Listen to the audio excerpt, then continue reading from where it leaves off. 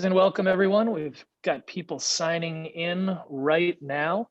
Um, Again, if you haven't met me before, my name is Timothy McMahon King. I am a board member for the Center of Addiction and Faith. And as folks are coming in, it would be great if you could just drop into that chat button at the bottom there, who you are and where you're coming from. And if there's any institution that you're affiliated with that you want to add in there, please feel free to do that.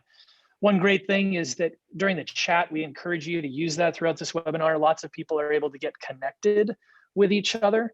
And we've had people find each other in similar regions or be able to share resources.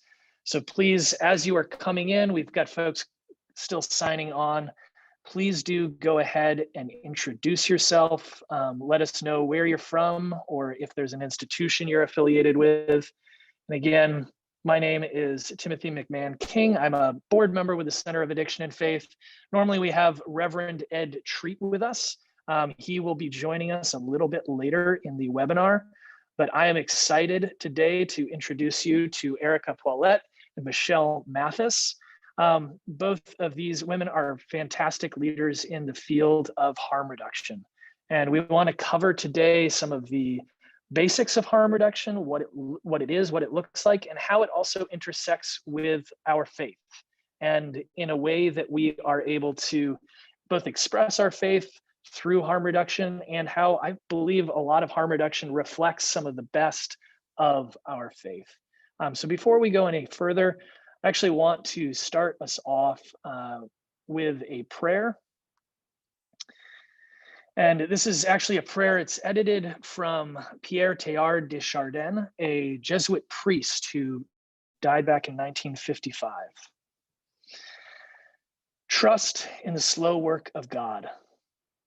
We are quite naturally impatient in everything, to reach the end without delay. We should like to skip the intermediate stages. We are impatient of being on the way to something anew and something new. And yet it is the law of all progress that it is made by passing through some stages of instability, and that it may take a very long time. Only God could say what this new spirit gradually forming within you will be. Give our Lord the benefit of believing that God's hand is leading you, and accept the anxiety of feeling yourself in suspense and incomplete. In all the holy names of God, amen. So to start off this conversation, to give a little bit more framing for harm reduction, this is a topic that when I was first heard of it, I understood why it rubbed some people the wrong way. Many people are familiar primarily with syringe exchanges. And for someone who's unfamiliar with addiction or working with populations who use drugs, it makes sense that some people don't understand why you would do something like giving out new syringes to people who are actively injecting IV drugs. And that kind of confusion makes sense, but as we dive into what addiction is and how it functions and what drug use actually looks like on a day-to-day basis, you can see that is actually an evidence-based program. It's an evidence-based approach, but it is also one that respects the dignity of every human person and the image of God that is in every person. And I think one of the things that makes people nervous about it is that desire to get to an answer. And in the Christian tradition in particular, there is that vision of a conversion experience that goes from A to Z all at once. It's that Saul to Paul moment where everything changes and it's all at once. And people's desire to see others be safe, to be healthy, to be flourishing can sometimes lead to that desire to control that outcome or to try to force it, when in fact, we need to make sure that it happens in a way that is always directed by that person themselves, and to make sure that we don't impose our goals on others, but allow people to be self-directed for what flourishing looks like and what healing looks like. And so with that today, I'm going to turn this over to Erica Poilette, who is a senior minister at Judson Memorial Church. She's also with the National Harm Reduction Coalition. I'm sorry, Erica, I lost my notes on that. And is a minister with the UCC, and just learned that you will be now the first ordained harm reduction minister Is that in the country or just within the UCC? Either way, it's an exciting milestone. Yes. And I'll let you introduce yourself more from there.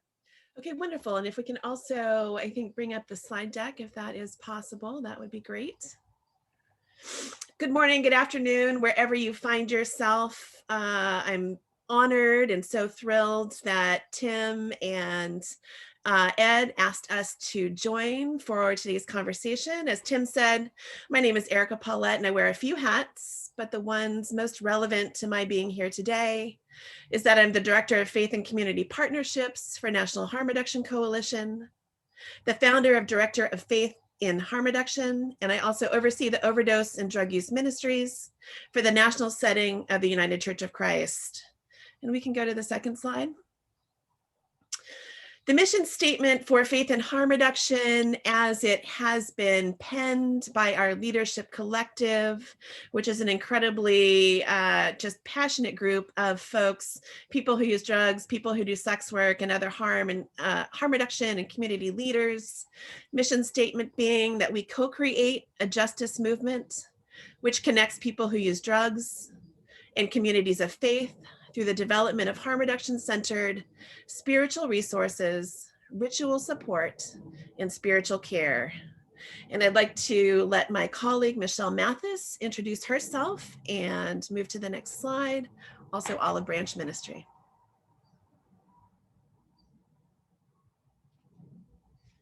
I think you're muted, Michelle.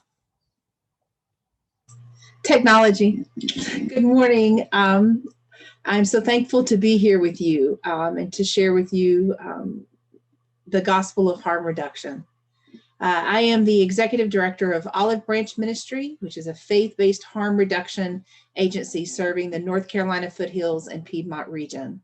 I oversee a tri-county overdose response team and Points of Hope, which is a justice-centered education and syringe services program that includes low barrier and low threshold Suboxone and Hep C treatment. I am the board president of the North Carolina Harm Reduction Coalition, and I serve in the National Faith and Harm Reduction movement. My belief is that honoring an individual's journey with compassion and love is the key to successful connection. Mm-hmm. Faith is my motivation for what I do, but extending hope and extending life is my mission. So thank you very much for letting us be here.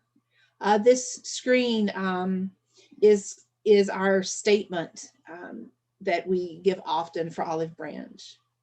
We believe that we are called to serve untapped populations through faith-based harm reduction.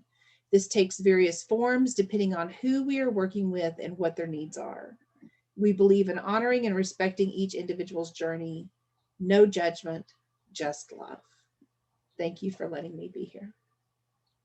Thank you so much, Michelle. And we can go to the next slide. As we enter into this conversation today on addiction and harm reduction, Michelle and I will ground us in a very brief overview of harm reduction, both in philosophy and practice, and make ample space for questions and conversations with all of you following. For me, harm reduction has been both a way of life as well as a spiritual practice and a calling, which means that it is the lens I use to guide right action, how I understand what is just, and is the way that I endeavor to be in relationship to others, to my community, and to my God. Harm reduction is also the language and frame I have used to approach my own personal healing from substance use disorder and overdose. Harm reduction enabled me a way to show up with my whole self, to show up with and be my whole self, and to cultivate community, connection, and loving embrace, where I was supported to explore my own path to recovery, which for me has included abstinence, moderated use, medication as treatment, and trauma care. While there is no universal definition of harm reduction, there are some shared understandings. Harm Reduction International says harm reduction refers to policies, programs, and practices that aim to minimize negative health, social, and legal impacts associated with drug use, drug policies, and drug laws. Harm reduction is grounded in justice and human rights, It focuses on positive change and on working with people without judgment, coercion, discrimination, or requiring that they stop using drugs as a precondition of support. At National Harm Reduction Coalition, we recently recrafted our North Star statement to read that we create spaces for dialogue and action that help heal the harms caused by racialized drug policies, rooting our work in harm reduction as a movement and with the recognition that we are responsive to the immediate needs and lived experience of people and communities, as well as called to challenge those systems and structures which cause and increase those same harms. And we can go to the next slide and I'll turn it over to Michelle. So when we discuss harm reduction, we understand that harm reduction is a spectrum. It is not a one size fits all. And what might work for me may not work for you, may not work for Erica or Tim or anyone else. So we need to look at the three types of harm reduction on the spectrum. We look first at risk reduction. What is risk reduction? It's a decrease in the probability of an adverse outcome. That doesn't mean that it's safe. It means that it's safer, right? It doesn't mean necessarily that it's the best, but it's better than whatever activity you might be engaged in. So when we look at that, we understand that there's high risk behavior involved. We want to make it as least susceptible to adverse outcomes. Then we have harm reduction itself with the little HR. And that's important to note because the little HR is really just talking about a set of practical strategies and ideas that are aimed at reducing negative consequences associated with drug use. So it's the things that we do on the daily basis to help reduce harm beyond just risk reduction. Then we have harm reduction with the big HR, and that is actually a movement. It's a movement for social justice that's been built on a belief in and a respect for the rights of people who use drugs. So the harm reduction with the big HR is what governs us. And by govern, I mean it is the philosophy that covers the harm reduction and then the risk reduction that we participate in when we're working with individuals. Next slide, please. So here's some examples of risk reduction strategies. Syringe access, which we've mentioned. Overdose prevention and naloxone distribution. Safer consumption sites. Housing First initiatives. Drug checking and fentanyl test strips. Wound care. Medication for opioid use disorder and spiritual care. All of these are risk reduction strategies. They take folks engaged in high risk behaviors and offers ways to help mitigate those risks. With syringe access specifically, through syringe access, we reduce the risk of the transmission of HIV and Hep C. We reduce the risk of wounds and sepsis and endocarditis. With overdose prevention and naloxone distribution, we reduce the risk of death. We enable people to have access to life-saving medication that helps restore breathing at the time of an opiate overdose. We have safer consumption sites, which reduces, again, the risk of death and the risk of people using alone. We have Housing First. We often know that people who have stable housing are then able to take positive steps in other areas of their life. And so Housing First is very important. And Housing First means that housing is the first priority. We don't require people to quit using drugs in order to obtain housing. We have drug checking and fentanyl test strips. We know that fentanyl is wide across the scene in the United States and that the drug supply has been poisoned with fentanyl. So we give people fentanyl test strips, not to say go ahead and use, but what we say is if you're going to be as safe as possible, check, make an informed decision. If the drugs that you have fentanyl in them, do you decide not to use? Do you decide to make sure someone's with you? Do you decide to make sure that you have naloxone on hand? Do you decide to use less over a longer period of time? Again, there's no safe drug use, there's safer drug use, and that's what fentanyl test strips are about. Wound care. Certainly, we know that people who inject drugs have a risk of developing some sort of wounds because they're breaking a skin barrier. So we provide wound care education, and we supply supplies that help address wound care: antibiotic ointment, sterile water, Epsom salts, gauze, Band-Aids, things of that nature. We have medication for opioid use disorder. That's for individuals who've been diagnosed with opioid use disorder, but are either not in a place where they have a desire to, or they're not able to become abstinent. So we have alternatives for that through the medication that's specifically designed for that. You may be more familiar with things like methadone, buprenorphine, Suboxone, Subutex. And then we have spiritual care. Certainly this is important. The spiritual care sometimes involves theology and sometimes it doesn't. It really depends on the desires and the need of the person that you're working with. We know that for many, being tied to theology or being tied to some sort of spiritual center is important for them, and that helps with their overall well-being. For some folks, they're not there, and that's okay too. It may be something that they express a desire at some point or not. What we do know, though, is that reducing risk through spiritual care, sometimes that means leaving the theology out of the conversation until later, until they're ready to hear or they bring it up to you. And then finally, go ahead and advance, please. Thank you. The harm reduction approach involves several techniques. We utilize a spectrum of strategies to reduce the negative consequences associated with drug use, sex work, and other behaviors.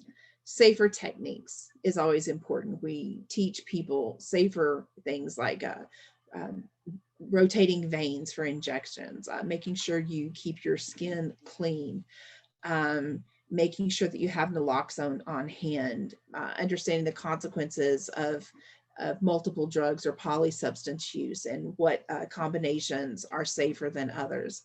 And then managed use for those who are using, but they may be in chaotic use and they no longer want to be in chaotic use. What does that look like? Are you able to make sure that you have enough supplies to use, use cleanly or use safely every time with a sterile syringe?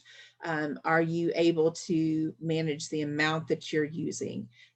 And what are your goals around that area? And then, of course, abstinence. Harm reduction is not anti-abstinent, although we sometimes get accused of being that.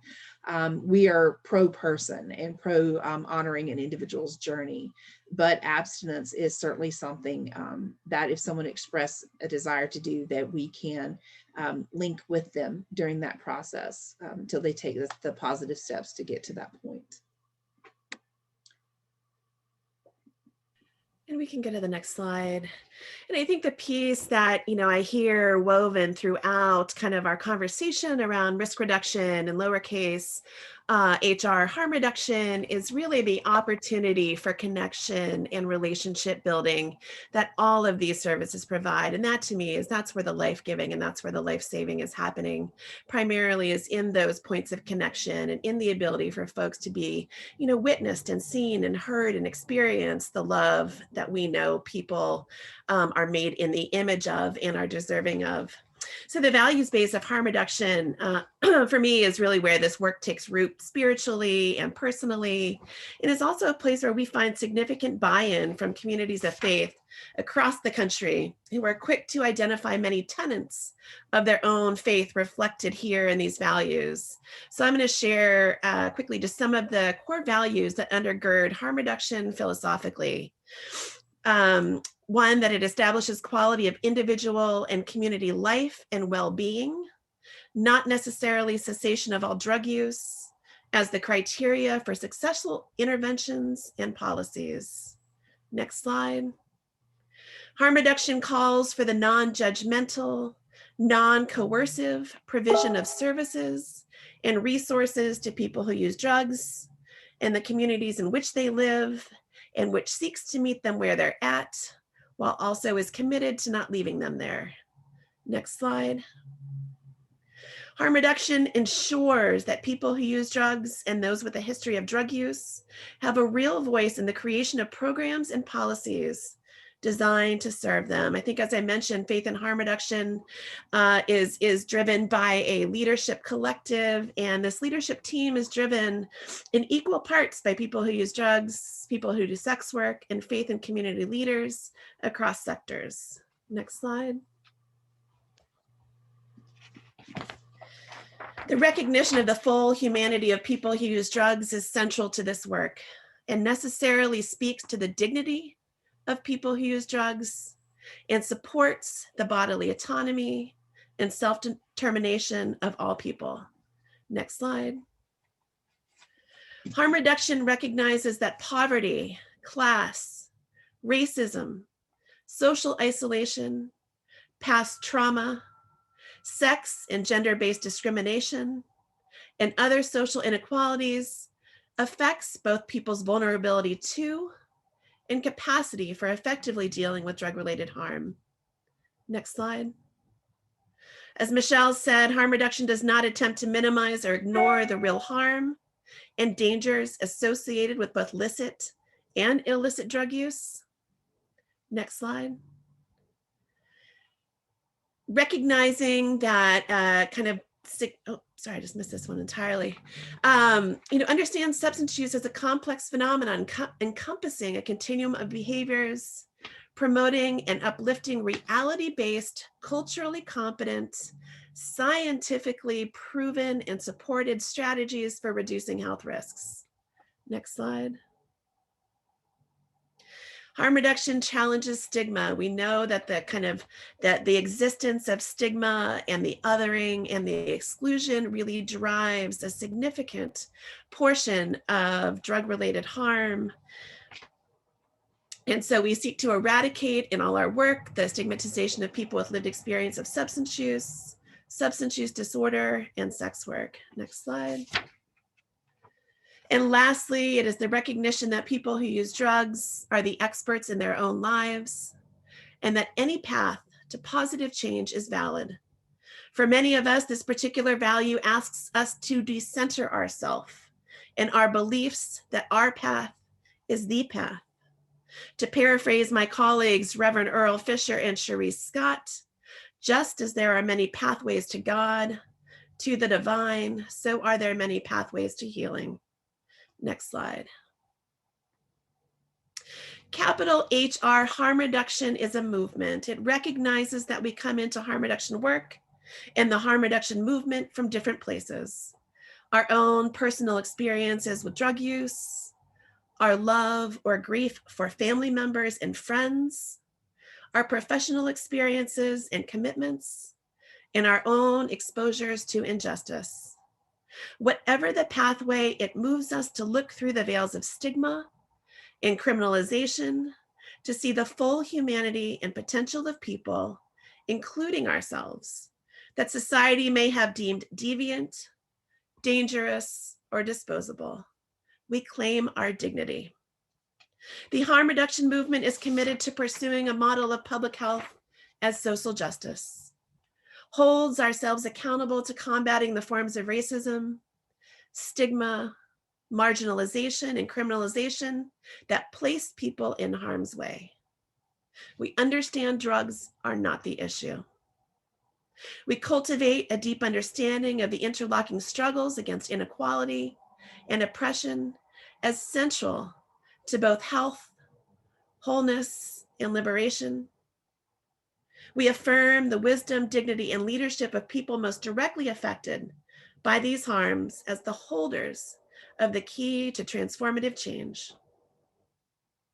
And I don't know about you, but as I listen into these principles, I hear echo of many of the tenets of my own faith and faith tradition, and the call of harm reduction as a movement for healing and justice, empowerment through education, community, humanity, connection, healing, love, life-giving, compassion, consent, dignity, wisdom, understanding, love for neighbor, preferential option for those who have been marginalized, justice with and for those whose humanity and rights have been denied. I see love. I see the gospel of harm reduction. Michelle?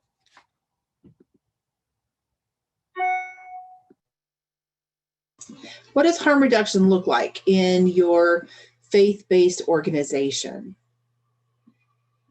If you will, thank you. There are many opportunities for faith-based organizations to engage in harm reduction at a level that they're comfortable with. And I think that's very important because as a person of faith and as a harm reductionist, there's often this internal dialogue that goes on within the communities that I serve on both sides. So being a person of faith, first and foremost, I believe that someone met me where I was, right? And my life was changed forever. And we often say we meet people where they are, but do we really? And then we have the harm reduction side. And harm reduction, as one of our philosophies, is that we meet people where they are. But sometimes the faith community and the harm reduction community aren't necessarily willing to meet each other where they are. And that's why we have faith and harm reduction, to kind of bridge that gap. So we understand that not every faith community is going to want to have a syringe access program in their basement after Bible study on Wednesday night, right? Because that may not be where they are. So as harm reductionists, we want to meet communities of faith where they are and help find a way for them to become engaged in harm reduction philosophy, in harm reduction principles, but in a place where they're comfortable until they are ready to take that next step positively towards harm reduction. Next slide, please. Language matters, and God said, "Let there be." This is how creation happens in the Abrahamic faiths, not as a meticulous engineering project nor as a work of magic, but entirely spoken into being. The word not only communicates the divine intention, it actively accomplishes it. A word created the world. Our words too create worlds. Words spoken harshly or carelessly may create a world that is unsafe for someone who is sensitive or struggling. Derogatory language, whether used intentionally or unintentionally, can construct a space that may be unwelcoming.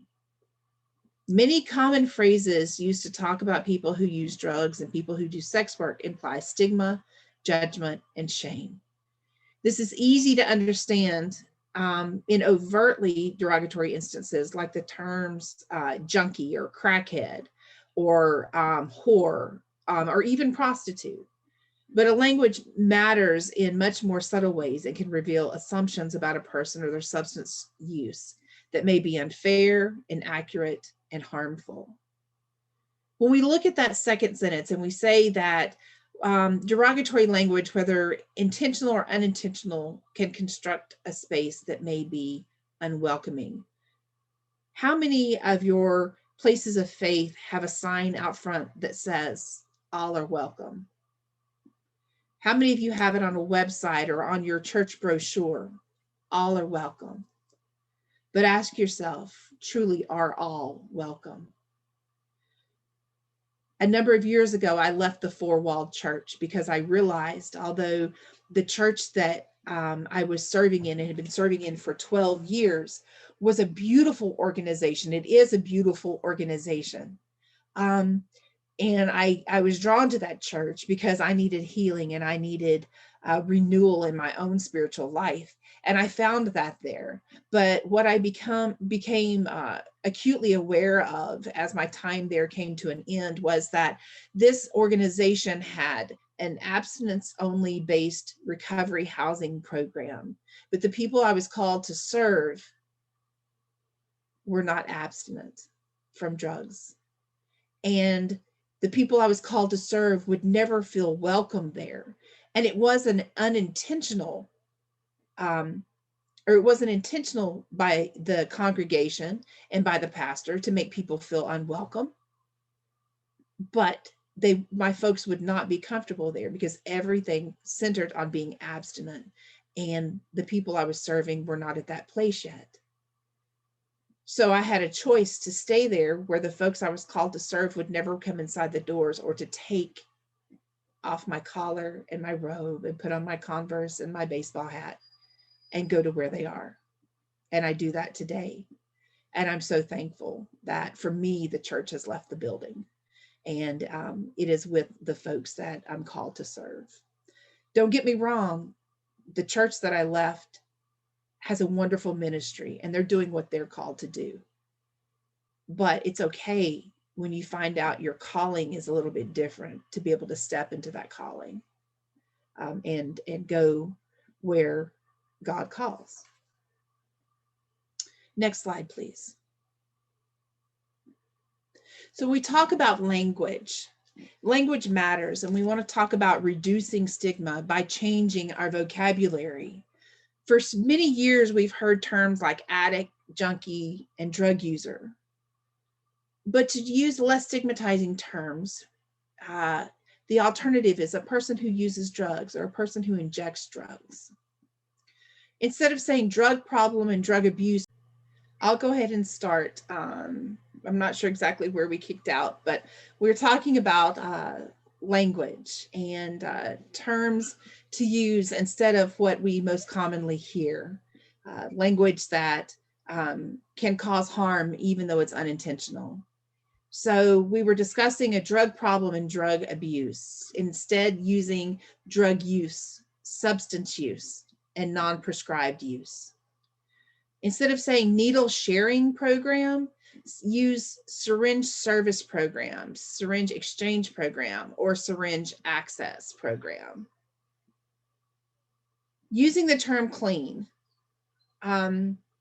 Using the term clean implies that if you're not clean, you're dirty. And we are wholly human, and we are also holy. And using the term clean is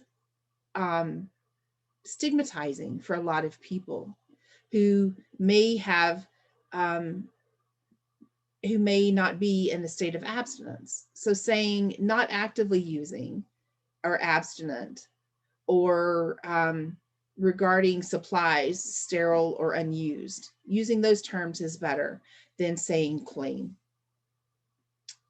Opioid replacement therapy, instead say medication-assisted treatment. And again, that applies to things like methadone, Suboxone, Subutex, buprenorphine.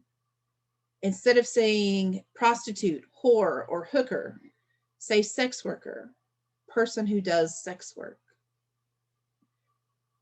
Relapse or on a bender, or back out there. Instead say return to use or currently using drugs. Enabling. Instead of saying enabling, use supporting, helping, or overdose prevention. I'll tell you that first one, I have a hard time saying the A word. And I'll tell you why for me, and this is a journey that I had to go on. There's a difference between person first and and identity first language. If someone chooses to identify as an addict, I would never take that identity away from them, because that's part of their story, part of their testimony, part of their witness. But when I meet someone, I don't have the right to use that terminology. In fact, in my agency, in Olive Branch Ministry, the word addict is banned, and we do not use that. I've never met an addict, and I've worked with thousands of people in this field. I've met a Veronica, an Alfonso, I've met a Paisley, I've met a Brad, but I've never met an addict, and I never will. And so think about that word. It's often ingrained in us to identify ourselves that way. But when we do that, we identify our disease oftentimes before we identify our humanity. Next slide, please. We were talking about how faith-based organizations get involved in harm reduction. Hospitality is the first one that we come to as a way to be involved. So there's multiple ways. I love this quote from our friend and colleague, Reverend Sarah Howell Miller. There's more than enough love. You're worthy of love. You have agency, you matter, and you have something to offer. Truly be welcoming.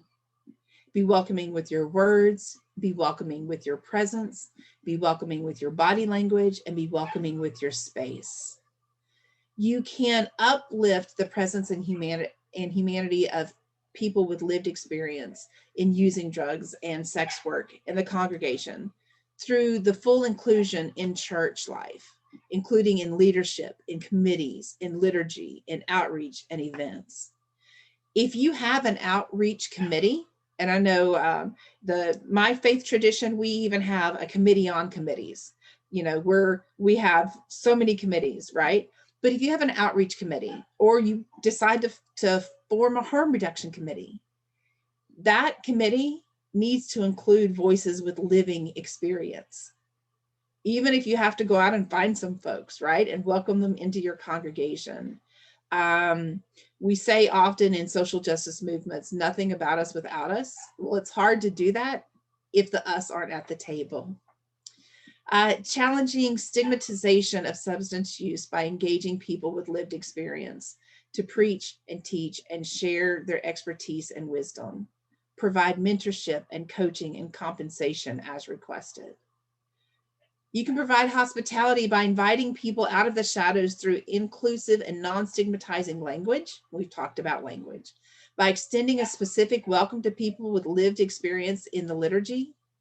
Keep the subject of substance use and overdose in the open and normalize holistic health, including mental health. You can integrate stories on the impact of racialized drug policy, criminalization of drug use, drug-related stigma, challenges in access to healthcare, and the impact on overdose in your weekly sermons. How many of you as faith leaders know who's affected in your congregation by the overdose crisis and by substance use? I bet there's more than what you realize. But are people free to talk about it? Are people free to approach you about it? Does your leadership have training in how to have these conversations? It's not enough to say, I'll pray for you, God's got this, or turn it over to God. God has put you in a position of leadership, and he's turning it over to you with his help. So be aware of that and make sure that your leadership understands the hospitality as well. And then you can provide subsidized meeting and organization or organizing space for unions of people who use drugs, people who do sex work, harm reduction organizations, and allied groups, as well as non-traditional support groups, things like Harm Reduction Works, things like Medication Assisted Recovery Anonymous that are non-traditional support groups. Next slide, please. You can become involved in harm reduction through community building. You can connect to the broader movement to end overdose by participating in a campaign to expand support for harm reduction policies and practices. You can host an overdose listening session to learn about the experience your community has had with overdose, substance use, and the impact of criminalization on people who use drugs. You can train the congregation and its leadership on overdose response, make naloxone kits available for people who need them in the case of an overdose. Make sure that your head usher, your head deacon, someone who regularly sits up in front of folks, your choir director, your custodian, all have naloxone and all know how to use it. You can host public events about overdose prevention and naloxone awareness. You can invite local harm reduction and other allied organizations to hold educational events at your place of worship.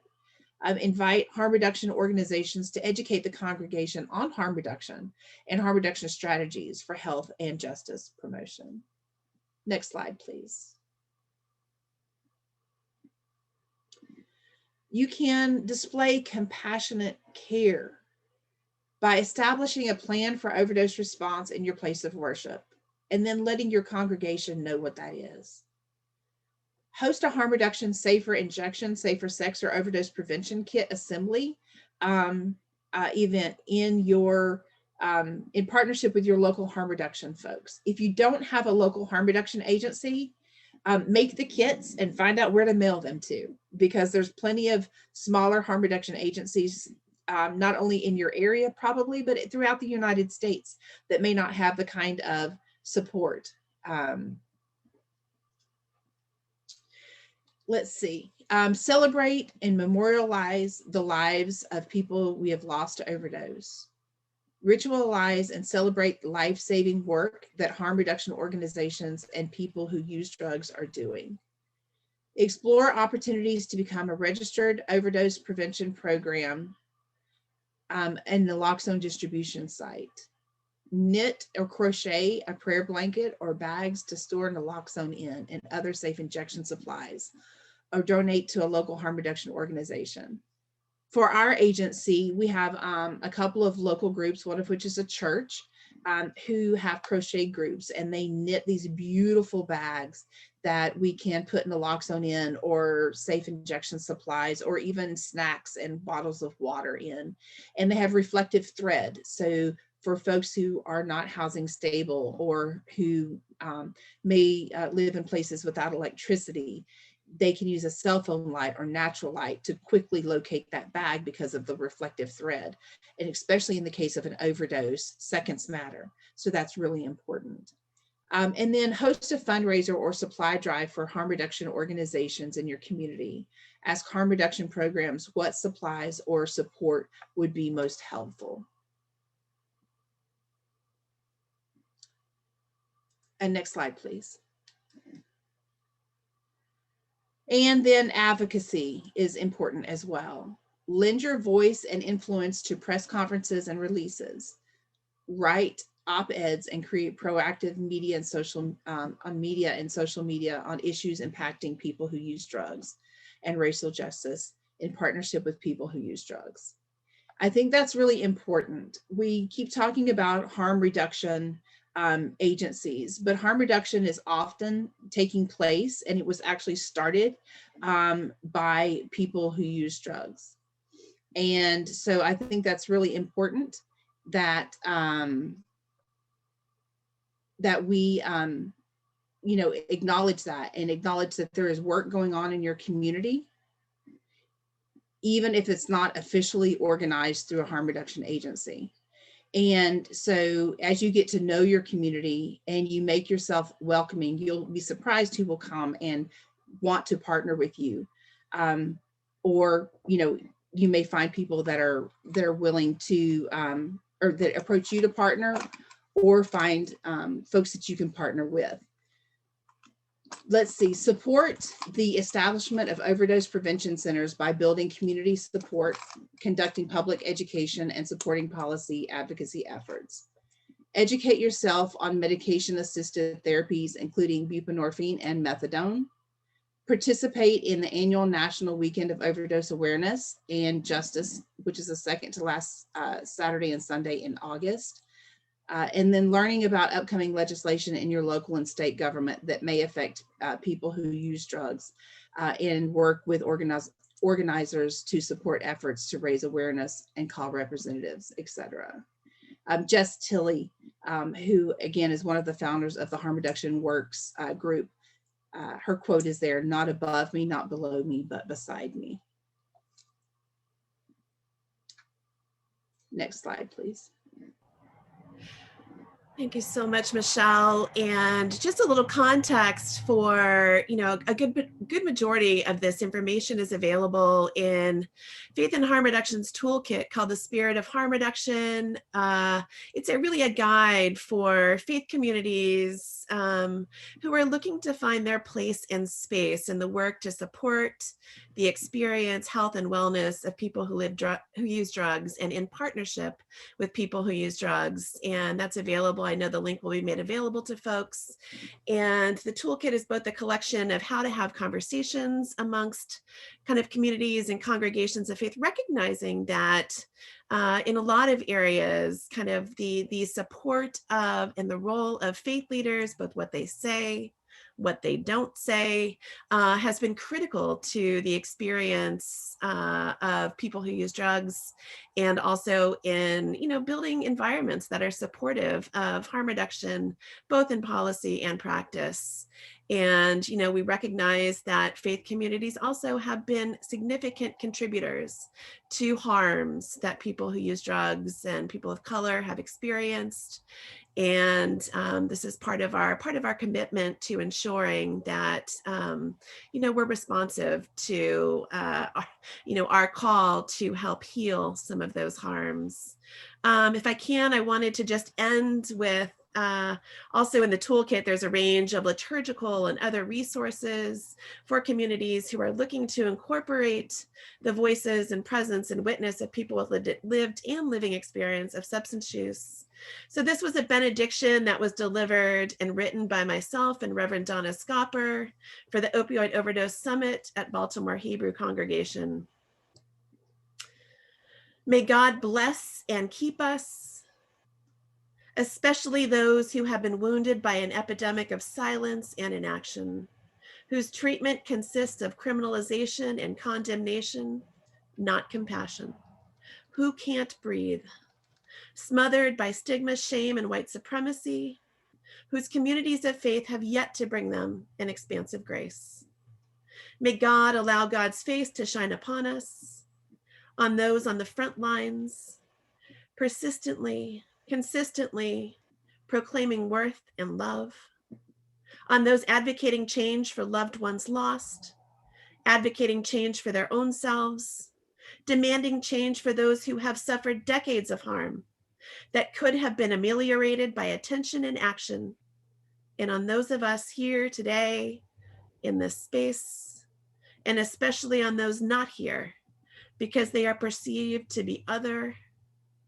May God lift us up so that our sacred spaces, our tables, these gatherings are more full with people with lived and living experience, Black people, Indigenous people, people of color, people whose leadership and wisdom will transform us all, so that your gracious and abundant mercy fall upon all of us, so that we are lifted up into hope which fosters justice and healing, and grant us peace, that peace which passes understanding, a peace in liberation and love. And I think with this, unless I'm not sure kind of our next, if Reverend Ed Treat is going to join us, or if we are going to move into conversation space. Thank you so much, Erica and Michelle. That was a fantastic presentation and just a great reminder for any of us, no matter where we're at, that our status as those as people deserving of dignity and reflecting the divine does not change, whether or not we are using drugs, whether or not we are abstinent, and where we are at in that spectrum. And so one thing to let everybody know, we are close to the hour. And so we're going to try to do a few questions here. We've got a couple already in the Q&A. But we also, I believe Ed is dropping into the chat that we are actually going to do a Zoom meeting immediately after this. So if we don't get to questions, you can join us for a Zoom meeting. That's Ed just dropped that into the chat box. And Ed, did you have, I'm sorry, I think I cut you off. No, I did. She mentioned that I was going to do something and I was going to come and say, no, Tim is. So you're fine. Excellent. Well, one of the questions that we already got is, will we receive copies of the slide deck? Not the exact slide deck, but Erica has provided us with a PDF. And I'm going to go ahead and jump in and drop in a couple of other links that Erica and Michelle provided so that you can learn more about the work that's going on. And so I know there were a couple of questions about language that popped up, and we've got one in the Q&A box. Will the use of language not stigmatize also take the sting out of the situation regarding being housing stable or homeless? And then a follow-up, which I think from Wilhelmina, another good one is, notice that there weren't any pictures of men in suits and ties or women in pearls in the slides, in some of the slides. That, yes, that is a reminder that drug use is a lot more broad than everyone. So I'd love to hear you speak a little bit more, anything about language and stigma, and especially one thing that is a common conversation is about those who are in relationship with those who are using drugs and some of the harm that there. And one of the common words in the AA tradition, the 12-step tradition, is around codependence and enabling. Can you dive into those terms a little bit more? Because I think that's one area that people probably would be looking for you to unpack a bit.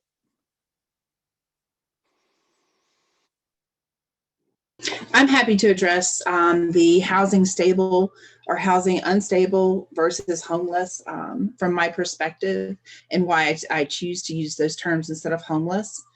And that's because when you use the term homeless, for many folks, it immediately draws up a certain image, right? Something that we see in media, we see in the newspaper, we see on the streets of the towns that we live.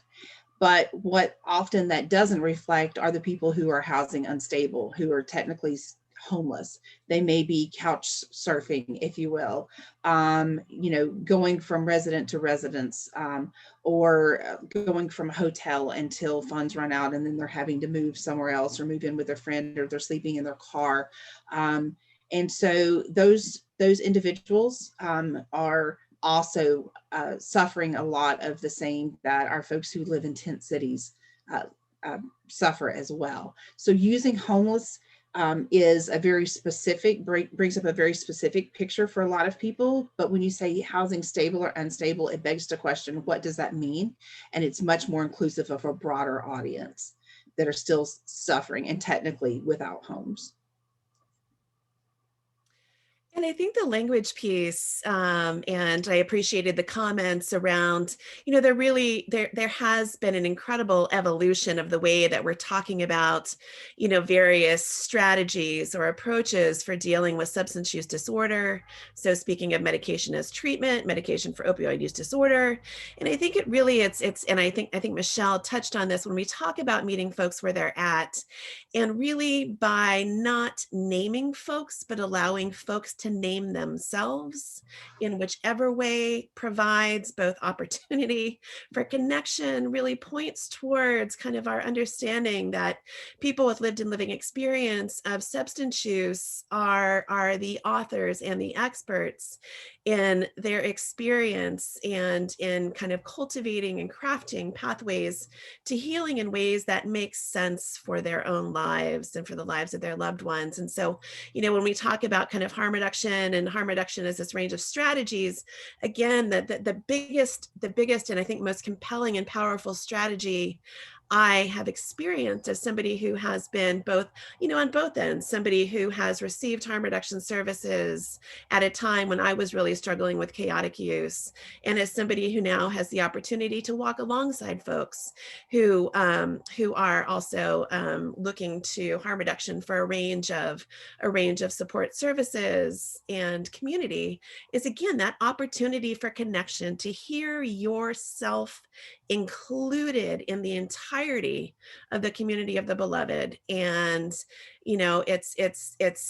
when we talk about kind of this love and inclusion, language is so deeply connected to the ways that people hear or don't hear themselves included and welcomed and explicitly welcomed. Our campaign with the National UCC, which has been a really, I think, kind of compelling campaign, is called People Who Use Drugs Are Beloved by God. And just a very simplistic yet utterly transformative and powerful statement about our beliefs that people who use drugs are made in the image of God. And, whether I choose to continue to use drugs or not, I am holy enough and holy just as I am. That's beautiful. Thank you. I'm going to jump in here if that's okay. We're going to wind this up, and my apologies for being late. And I think by my coming into the meeting, I'm the one who kicked everybody out, made you have to come back in.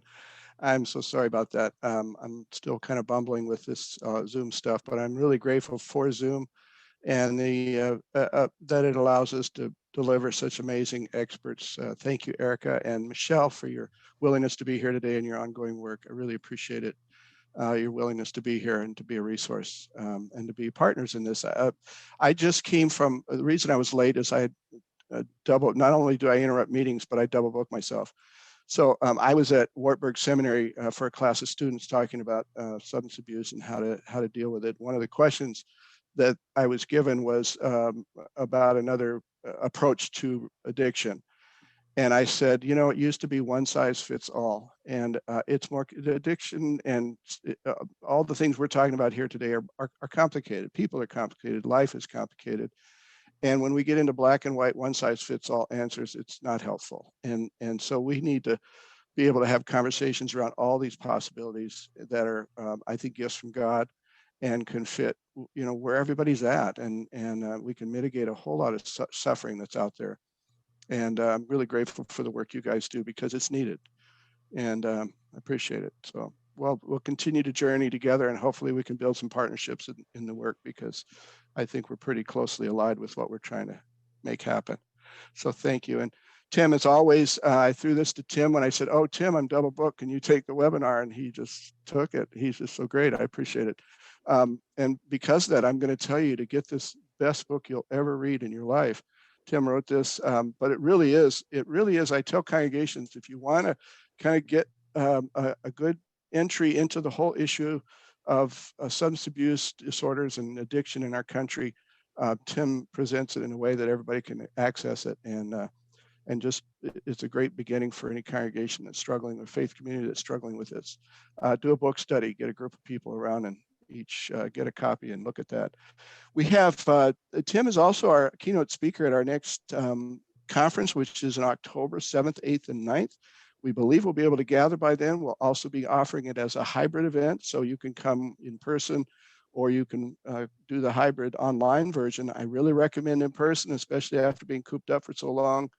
But the people that come to this conference, I'm hearing just tremendous stories of transformation. People are being, eyes are being opened, and church is finally having this conversation, and it's powerful because it's so long overdue. So these conferences have been tremendous. So Tim is a featured speaker on that. Tim, do you have that by any chance showable? I think I sent you some slides. If not, you can give me the ability to share my slides. There we go. So that's October 7th, 8th, and 9th. And then just, I'm going to let you go here after just 4 more announcements. If you can flip to the next slide. The registration is open for that. It's early bird pricing right now, so you want to do that. Our next webinar, Tim, did you talk about that at all? We have a special guest at our next webinar. Unmute yourself, So Tim. there we go. I was also getting a phone call at the same time, too many screens. So yes, our next webinar is coming up with Dr. William Miller, who was one of the founders of motivational interviewing. And it's again, another, as harm reduction is person-centered, focused on people self-determination, so too is motivational interviewing. And if there is anything that I have learned through coming to study more about addiction, is I think motivational interviewing is one of those you can pick up some important principles very quickly, and it's applicable not just around addiction, but around change much more broadly. And so it's a great tool, I think, for pastors or anyone else in ministry. Should be a standard tool, I think. So that we're excited to have that. That's an amazing get. So thanks, Tim, for getting Dr. Miller to come. We have addiction ministry leadership team training, and it's coming up in March. We still have room, and unless we get a full class, we're going to move that date out a little bit further. But there is a grant that makes that course half price. And what it is a whole long process of how to establish a addiction awareness ministry team in your church that is lay-led, pastor involved, but lay-led. And it's done by faith partners, and they have many years of experience with this and do a fantastic job. So I really encourage you to consider doing that in your congregation. And then we have our third episode of our podcast. If you haven't heard our podcast, download our app and listen to it. Great stories, sacred stories of people finding life after death. But this Monday, our third episode will be released, and we have lots more to come. Every 2 weeks, we'll have a new podcast story. And then our app is available in the App Store. So I'm going to let you all go. And for those who would like to spend a little more time with our speakers today, jump on over to the other Zoom meeting, and let's have some interesting discussion around some of these things. God bless. Go in peace. Serve the Lord.